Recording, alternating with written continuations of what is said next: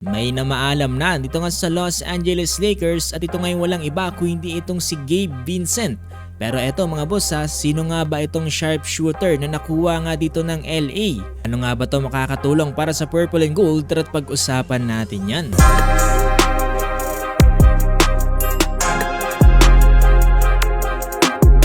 Eto mga boss, may pahabol pa ang Los Angeles Lakers bago nga matapos eto ngang NBA trade deadline. Marami ang nag-aabang dito nga para sa Purple and Gold kung ano nga bang kanilang susunod na gawin.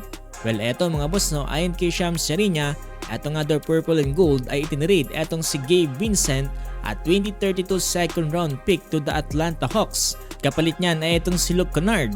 Jackpot ng Purple and Gold dito nga para kay Luke Kennard dahil siya lang naman ay nag-average ng 7 points, 2 rebounds, 2 assists, shooting 53% from the field. Pero ang kanyang 3-point shooting mga boss ay umaabot ng 43.9% at exceptional 49% kayong 2025 to 2026 season, making him a top sharpshooter and he averages significant 3-point attempts and hitting 1.5 to 2.1 threes per game. Ang napakaganda ng efficiency dito nga ni Luke Kennard dito nga sa 3-point shooting at talagang panalong-panalo ang Los Angeles Lakers dito. Dag pa nga ni Shams na eto nga daw Lakers ay nakahanap ng sharpshooter on the wings for Luka Doncic, Austin Reeves, and LeBron James. Samantalang ito naman daw Atlanta Hawks ay nagkaroon nga ng veteran guard at nakagawa pa ng $11 million trade exemption at nagkaroon pa ng asset. Ang mas maganda niyan ay wala masyadong nawala dito nga para sa Los Angeles Lakers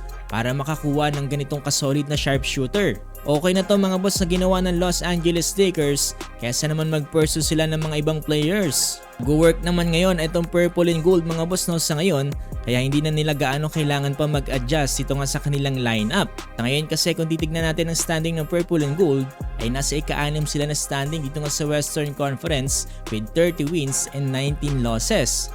Tapos bumalik na rin etong si Austin Reeves mula sa kanyang injury. Kaya naman mukhang solid na talaga etong ang Purple and Gold.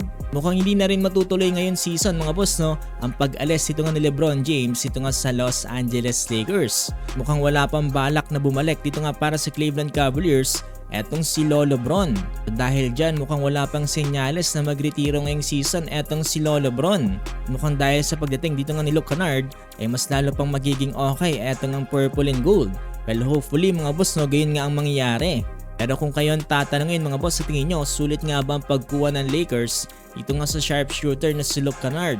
Or siguro dapat mangganap pa sila ng ibang players? So yun mga boss kung gusto pa ng more basketball updates kagaya nito at maging updated ngayong NBA trades ay huwag nyong kakalimutang i-follow itong ating page. Pero kung kayo tatanungin